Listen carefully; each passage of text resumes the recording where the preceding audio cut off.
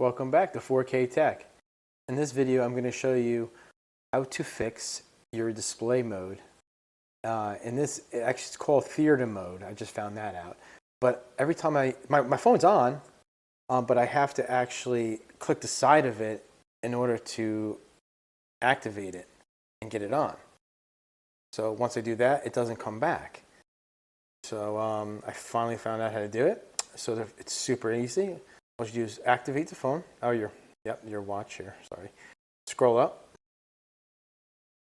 and those two funny little masks. It's called theater mode. You just click that. I'm going to shut that off. Now it comes on. Pretty simple.